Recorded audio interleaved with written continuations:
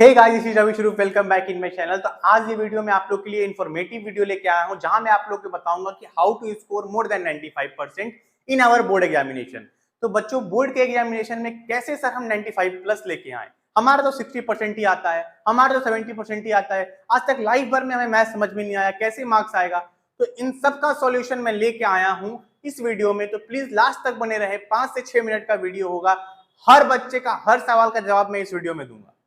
तो सबसे पहले मैं स्टार्ट करता हूं मैथ से, क्योंकि 5 सब्जेक्ट के बारे में मैं बताऊंगा। Math, science, social, English, Hindi और आईटी एक सब्जेक्ट होता है जिसके बारे में मैं नहीं बताऊंगा कि वो ऑप्शनल सब्जेक्ट है। इन पांचों के बारे में मैं बताऊंगा। सबसे पहले बात करूं मैथ का, तो मैथ में बेटा हमें एनसीईआरटी करना है। एनसीईआरटी का एग्जाम्पल, एनसीईआरटी का एक्सरसाइज सब करना है। देन प्रैक्टिस करने के लिए हमें आर एस अग्रवाल बनाना है, ठीक है। और प्रीवियस ईयर क्वेश्चन पेपर करने के लिए हम ओसवाल का 15 से 10 साल का जो प्रीवियस ईयर पीवाई किए वो सॉल्व करेंगे। कई बच्चे के मन में ये क्वेश्चन आएगा कि सर आर डी शर्मा। बिल्कुल नहीं बेटा। आर डी शर्मा अगर आपको एनटीएससी का एग्जाम देना है या 11th के लिए आप आराम चाहते हो तो आर डी शर्मा बनाओ, अगर टाइम बचता है तो। 95% अगर बोर्ड में लाना है तो आर डी शर्मा की कोई जरूरत नहीं है। R S Agarwal more than efficient है। आर डी शर्मा की कोई जरूरत नहीं है बेटा। एनसीईआरटी का अगर हर एक क्वेश्चन कर जाते हो और आर एस अग्रवाल तो 95 प्लस आएगा ही आएगा, ठीक है। एंड प्रैक्टिस करने के लिए मैंने बताया ओसवाल का sample paper, previous year question paper. आगे बढ़ते हैं हम साइंस की ओर। तो बेटा साइंस में हमें एनसीईआरटी करना है और एनसीईआरटी आपको समझ में नहीं आता है। आप बोलोगे सर समझ में नहीं आता एनसीईआरटी, कैसे पढ़े? तो बेटा उसके लिए आपको मैं सजेशन दूंगा कि आप लोग एनसीईआरटी के लिए एक चैनल सेलेक्ट करो, चाहे वो कहीं किसी भी प्लेटफॉर्म का है। आजकल इतने सारे प्लेटफॉर्म है, अनअकैडमी, वेदांतु, बायजूस, बहुत सारे प्लेटफॉर्म है, ठीक है, पीडब्ल्यू। आप लोग उस प्लेटफॉर्म पे जाइए, देखिए कौन से टीचर से आप मैच कर पा रहे हैं, कौन सी टीचर की लैंग्वेज आपको समझ में आ रही है। अगर मेरे से पढ़ना है बेटा तो आप मेरी भी वीडियो जाके देख सकते हैं। जिससे भी पढ़ना है आपको, अगर आप जाके देखिए, अगर उनकी लैंग्वेज आपको समझ में आती है तो आप उनसे पढ़ना स्टार्ट कर दीजिए, ठीक है। उनका लेक्चर देखिए, वो जो नोट्स दे रहे हैं ना वो नोट्स देखिए, ठीक है। और उन नोट्स के बाद आपको एनसीईआरटी पढ़ना है।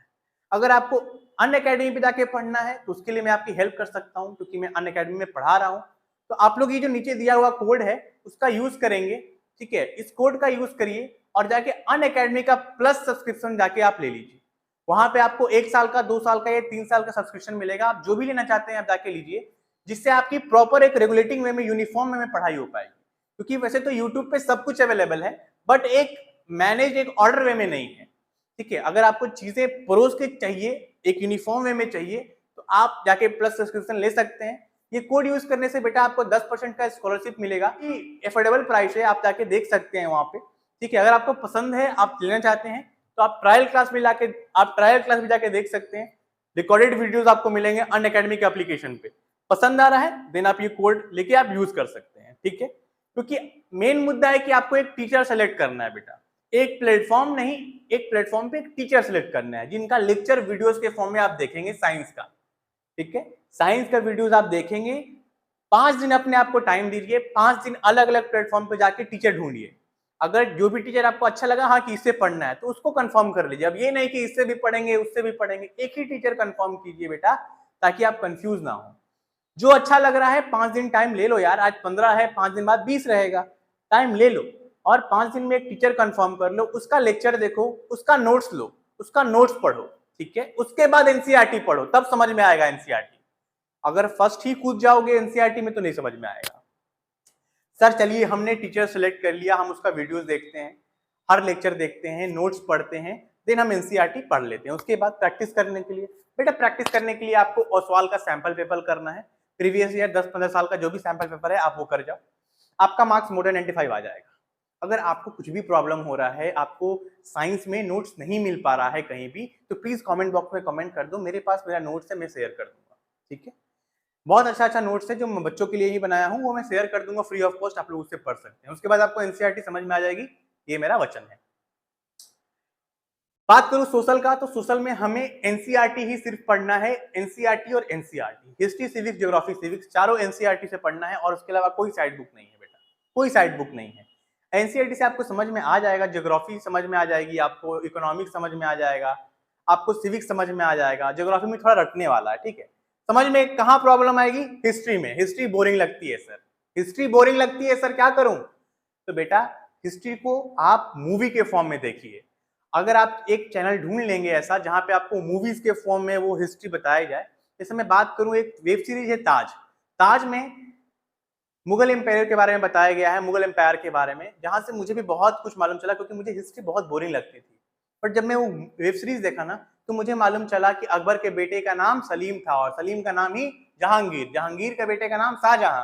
तो ये सारी चीजें ना मुझे उस मूवी में मालूम चली, क्योंकि मूवी इंटरेस्टिंग होती है। तो आप एक ऐसा चैनल ढूंढिए जहां पे आपको हिस्ट्री मूवी के फॉर्म में बताया गया हो, तो आपका इंटरेस्ट जनरेट होगा वहां से। अगर आपको नहीं मिलता है बेटा, तो आप एक इंग्लिश का एनसीईआरटी ले लीजिए, अपने साथ हिंदी का एनसीईआरटी भी ले लीजिए, हिंदी का। ठीक है, आप हिंदी भी पढ़िए, पूरा हिंदी समझ में नहीं आएगा क्योंकि हम सीबीएसई बोर्ड से हैं, तो हिंदी भी पढ़िए फिर इंग्लिश पढ़िए, आपको समझ में आने लगेगा। मेन मुद्दा क्या है कि आप जो भी पढ़ रहे हैं उसको कहानी के फॉर्म में पढ़िए, आपका इंटरेस्ट आएगा उसमें। ठीक है, तो सोशल हमें इस तरीके से पढ़ना है, और क्वेश्चन आंसर रटने की जरूरत नहीं है। अगर हम बस पढ़ लिए ना और पीवाईक्यू बना लिए, तो अपने आप एग्जामिनेशन में पॉइंट बाय पॉइंट बनाइएगा हर चीज का। 5 नंबर का क्वेश्चन है तो 5 पॉइंट आप बनाइए। ठीक है, तो आपको मार्क्स आ जाएगा। 99 98 मेरा था, आपका भी आ सकता है ऐसा। ठीक है, देन मैं बात करूं इंग्लिश और हिंदी। बेटा आपको इसमें जो लैंग्वेज है ना और राइटिंग, इसको अभी बिल्कुल ध्यान नहीं देना, हम लोग दिसंबर में ध्यान देंगे। दिसंबर जनवरी में हम लोग ध्यान देंगे राइटिंग और ग्रामर पे, इंग्लिश और हिंदी दोनों सब्जेक्ट का। अभी क्या देंगे हम लोग, अभी जो इसकी कहानी है, जो पोएम्स है, उसको हम लोग समझेंगे। किसके मदद से बेटा, तो मार्केट में आपको एक हेल्प बुक मिल जाएगा, एनसीईआरटी का हेल्प बुक होता है इंग्लिश और हिंदी का, हेल्प बुक आप ले लीजिए और हेल्प बुक पढ़िए, फिर एनसीईआरटी पढ़िए और एक नोट्स बनाइए, अपना खुद का नोट्स।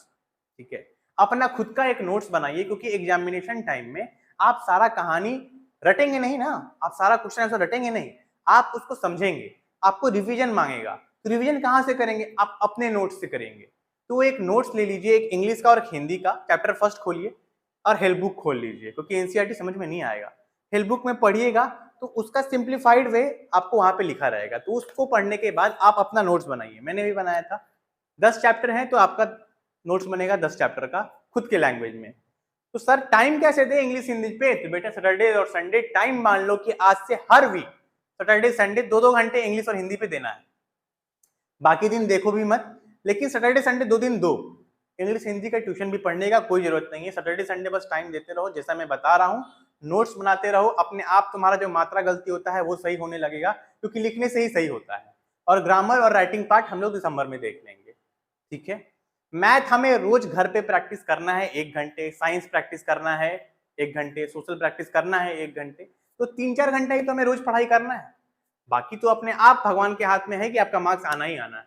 लाइफ में एक ही बार 10th का एग्जाम होगा बेटा, एक ही बार हमें ये मौका मिला है, तो इस 6-7 महीने में, क्योंकि जुलाई 15 तारीख है आज, इस 6-7 महीने में हमें कुछ ऐसा कर जाना है कि लाइफ में 50 साल बाद भी बोले तो हम गर्व से बोलें कि मेरा मार्क्स 95% से अधिक आया था 10th में। तो ये मौका आप लोगों के हाथ में है। खेलना मोबाइल चलाना ज्यादा मत करो, अभी भी बंद कर दो और अभी से ही पढ़ाई करना स्टार्ट करो। जिसका भी मार्क्स 70%, 60%, 80% आता है, ये मेरी गारंटी है कि जो भी मैं बता रहा हूँ, जिस तरीके से बता रहा हूँ वैसे पढ़ोगे, मार्क्स मोर देन 95% नहीं आएगा तो मुझसे आके बोलना, मैं पढ़ाना छोड़ दूंगा।